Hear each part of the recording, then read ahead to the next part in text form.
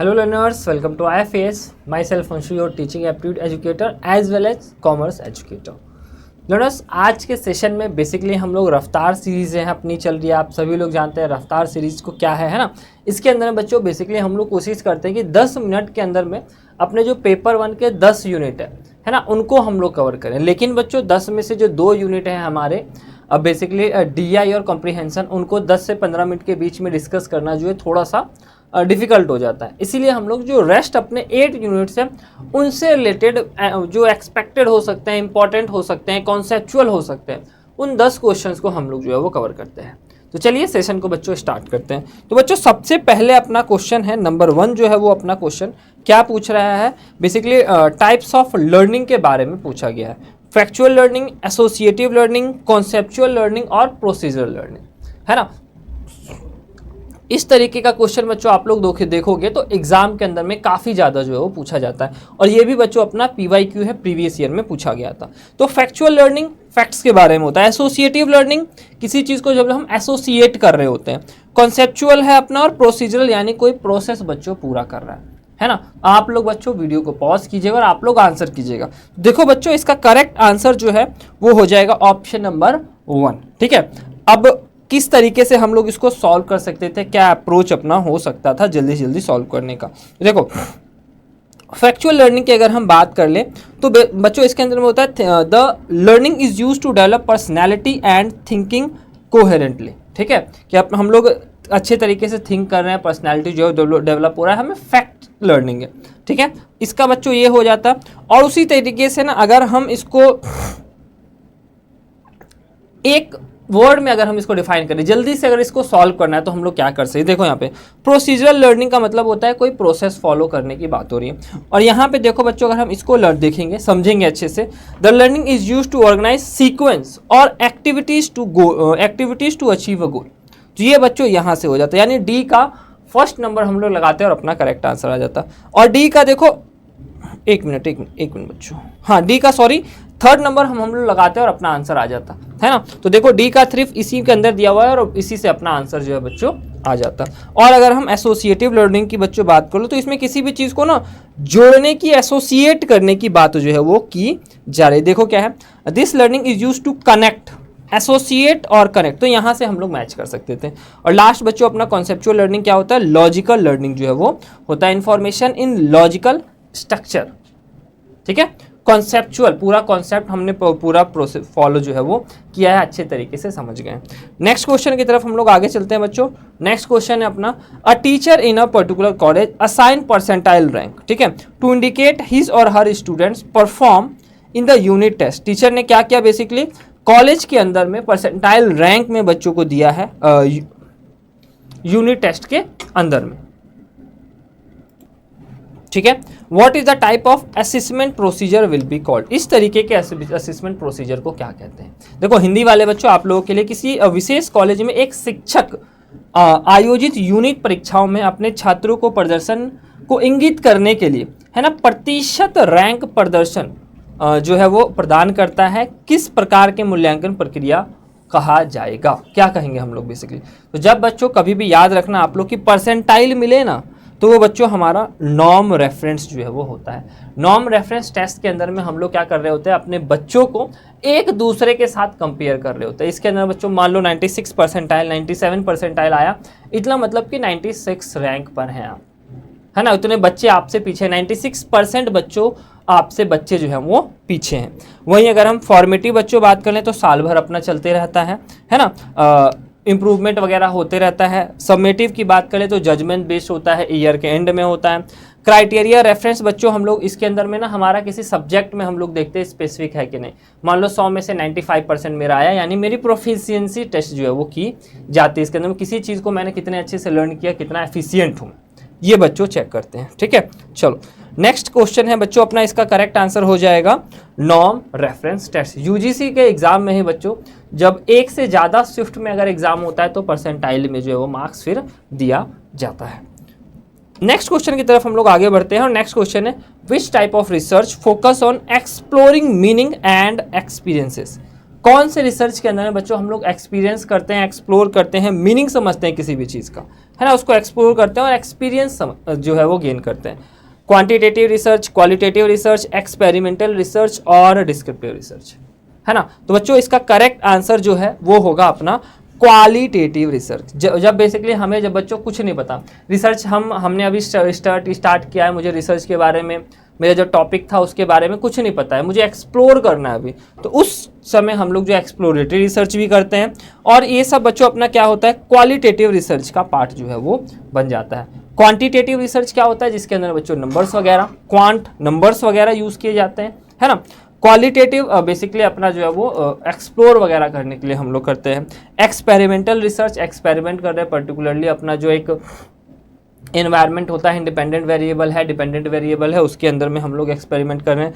Descriptive research, ये भी बच्चों एक क्वालिटेटिव रिसर्च है, ठीक है, किसी भी चीज़ के बारे में डिस्क्राइब जो है वो इसके अंदर किया जाता है। बेसिकली हिस्ट्री वगैरह को हम लोग यहाँ पे डिस्क्राइब कर रहे होते हैं। तो इसका करेक्ट आंसर हो जाएगा बच्चों क्वालिटेटिव रिसर्च। नेक्स्ट क्वेश्चन की अगर हम बात करते हैं, विच of the following is an example of non sampling probability method, है ना। देखो सैम्पलिंग बेसिकली डाटा कलेक्ट करने के लिए सैम्पलिंग हम लोग करते हैं, है ना। Random sampling, non random sampling अपनी होती है, रैंडमली मतलब हर एक के आने की संभावना, नॉन रैंडम सैम्पलिंग मतलब हम लोगों ने, जो रिसर्चर है अपने हिसाब से अपनी सुविधा के अनुसार जब डाटा को कलेक्ट कर लेता है उसको हम लोग नॉन रैंडम सैम्पलिंग जो है वो कहते हैं। तो देखो नॉन रैंडम सैम्पलिंग पूछा है, रैंडम सैम्पलिंग, देखो रैंडम और प्रोबेबिलिटी दोनों सेम है, नॉन रैंडम यानी नॉन प्रोबेबिलिटी, ठीक है। तो रैंडम है यानी ये रैंडम सैम्पलिंग है, ये नहीं होगा। स्ट्रेटिफाइड सैम्पलिंग भी अपना प्रोबेबिलिटी सैम्पलिंग बोल दीजिए या रैंडम सैम्पलिंग बोल दीजिए, दोनों अपना होगा। कन्वीनियंस सैम्पलिंग, ये बच्चों अपना नॉन रैंडम सैम्पलिंग होता है, नॉन रैंडम या नॉन प्रोबेबिलिटी सैम्पलिंग,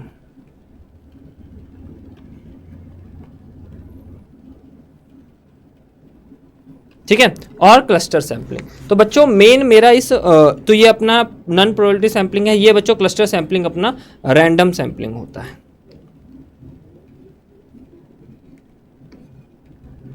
इस क्वेश्चन को लाने का मेरा मेन मोटिव बच्चों ये था कि बेसिकली ना हम लोग कंफ्यूज होते रहते हैं कि क्लस्टर और स्टाटा के अंदर में, स्टाटा सैम्पलिंग दोनों क्या है, और उसके अंदर में अक्सर बच्चे कंफ्यूज होते हैं। देखो स्टाटा सैम्पलिंग की अगर हम बच्चों बात करें तो ये हमारी पॉपुलेशन, और पॉपुलेशन के अंदर में काफ़ी ज़्यादा डिफ्रेंसिएशन है, बहुत ज़्यादा भेद मतलब डिफरेंट है, ठीक है।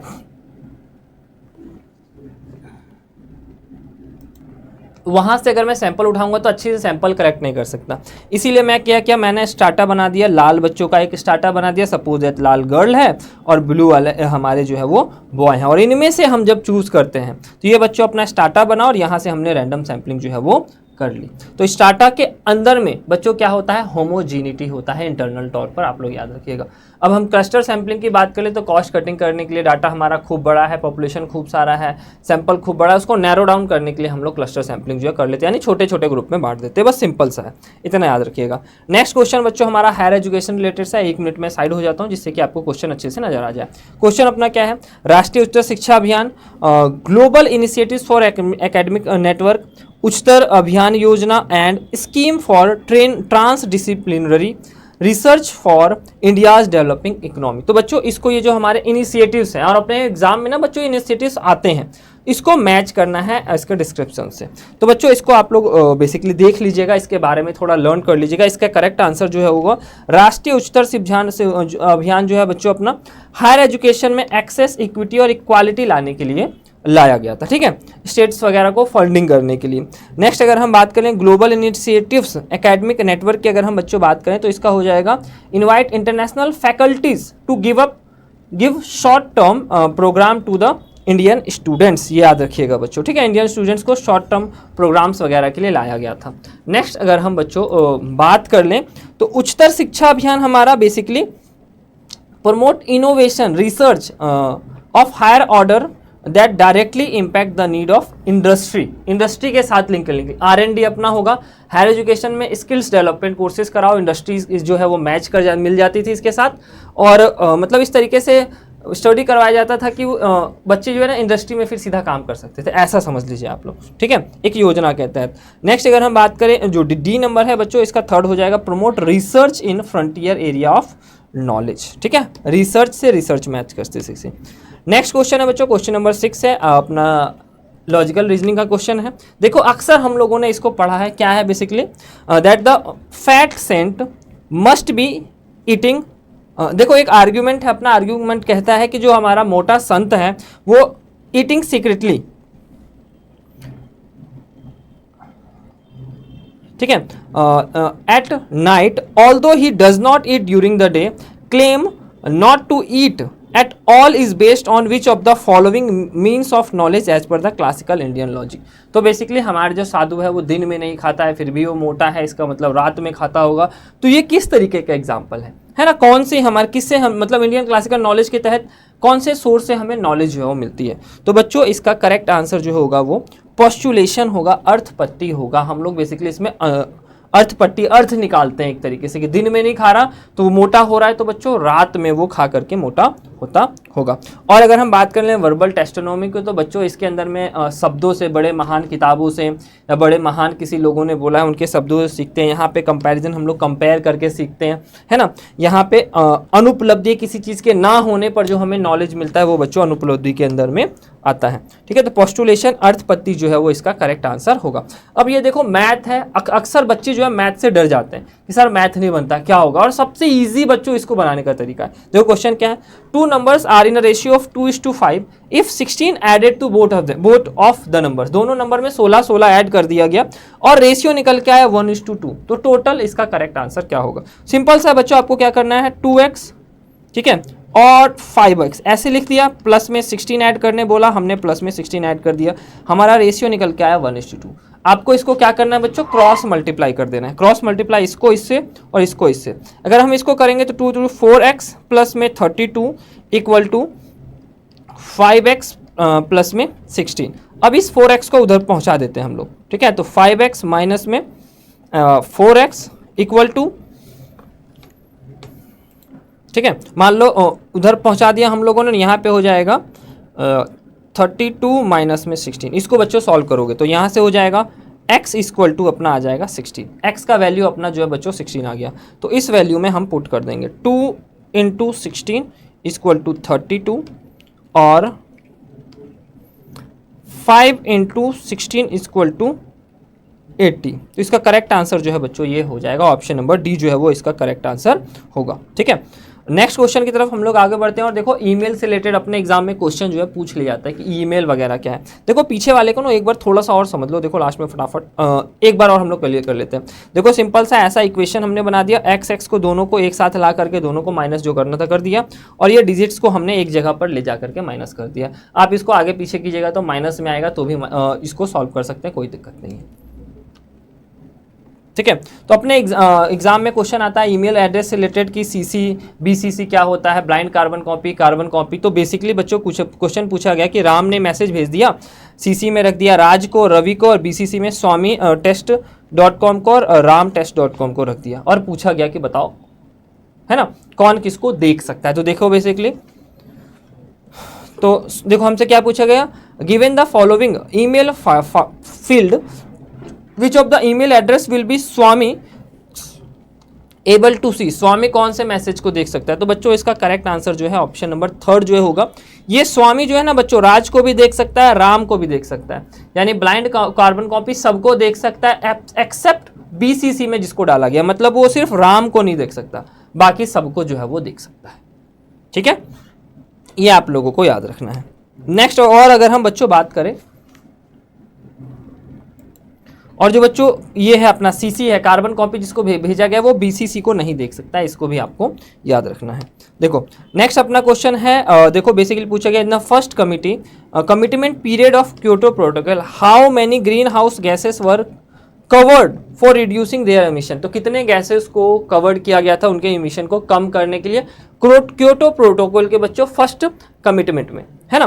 तो इसका करेक्ट आंसर जो है बच्चों ऑप्शन नंबर 6 जो है वो होगा। और ये जो गैसेस है हमारे, ये रहे बच्चों carbon dioxide, methane, nitrous oxide, hydrofluorocarbon, पैराफ्लोरोबस, ठीक है, सॉरी पर फ्लोरो कार्बन्स, ठीक है, PFCs एंड SF6 यानी सल्फर हेक्साफ्लोराइड, ठीक है। चलो नेक्स्ट बच्चों देखो, आज का लास्ट क्वेश्चन है अपना हमसे बेसिकली ना, ये बच्चों ये क्वेश्चन ना आप सभी के लिए मैंने लाया है, आप सभी का बच्चों, आप सभी, एक मिनट, आप सभी को इसका आंसर जो है चैट बॉक्स में मेंशन करना है। क्वेश्चन क्या है, इंट्रोड्यूस कर रही है राकेश, ठीक है, टू हर हस्बैंड। राकेश को इंट्रोड्यूस किया जा रहा है अपने हस्बैंड के सामने, और एक वुमेन बोल रही है his brothers father is the only son of my grandfather, कि उसके पापा के जो, सॉरी, हिज ब्रदर्स फादर, ठीक है, उसके भाई का जो पापा हैं is only son of my grand mother, मेरी दादी के इकलौते जो है वो बेटे हैं। तो बताना है रिलेटेड वुमेन की राकेश से किस तरीके से रिलेटेड है, ठीक है, क्या वो आंटी है, मदर है, सिस्टर है और डॉटर है। तो बच्चों इसका क्वेश्चन आप लोग दीजिएगा, ठीक है, सभी आप लोग जो है इसका चैट बॉक्स में इसका आंसर कीजिएगा कि किस तरीके से इसका करेक्ट आंसर जो है वो होगा, कि एक वाइफ जो है वो अपने हस्बैंड को इंट्रोड्यूस करा रही है राकेश को इंट्रोड्यूस करा रही है अपने हस्बैंड से, ठीक है। चलो, आई होप बच्चों ये सारे क्वेश्चंस आपको समझ में आए होंगे। इन क्वेश्चंस को बहुत अच्छे तरीके से कीजिएगा, कॉन्सेप्ट्स को अच्छे से समझिएगा, ठीक है। और उसी के साथ साथ बच्चों आप सभी के लिए, जैसा कि आप सभी लोग जानते हैं, अपने AP सेट, HP सेट और UGC नेट का एग्जाम जो है अपना आ रहा है, और उसी को बच्चों टारगेट करते हुए इस पूरे वीक में मैं और अजय सर शाम में 6 बजे IFS के कॉमर्स चैनल पे आ रहे हैं, और जिसके अंदर में हम लोग business environment, international business, auditing, है ना, इकोनॉमिक्स, बिजनेस फाइनेंस, स्टैटिक्स और बिजनेस मैनेजमेंट, HRM, इनसे रिलेटेड एक्सपेक्टेड क्वेश्चंस, है ना, मोस्ट इंपॉर्टेंट क्वेश्चन जो कराएंगे शाम में 6 बजे IFS के कॉमर्स चैनल पे। तो जरूर आप लोग जो है वो ज्वाइन कीजिएगा, ठीक है। और उसी के साथ साथ बच्चों AP सेट वगैरह को लेकर के हमारे IFS के चैनल पे, पेपर 1 चैनल पे, इसी चैनल पे 11 बजे बच्चों डेली लाइव सेशन चल रहा है। तो इसमें ही बच्चों जरूर से जरूर आप लोग जो है वो ज्वाइन करें, अपनी प्रिपरेशन बहुत अच्छे से और स्ट्रॉन्ग करें, इन्हांस करें बच्चों, ठीक है। चलो, उसी के साथ बच्चों आप हमारे ऐप को डाउनलोड कर सकते हैं और काफ़ी सारी फ्रीली अवेलेबल चीज़ें वहाँ से जो है वो गेट कर सकते हैं। थैंक यू बच्चों, आपको ये सेशन कैसा लगा जरूर कमेंट करके बताइएगा, और अपने वैल्यूएबल सजेशंस बच्चों जरूर दीजिएगा। Thank you.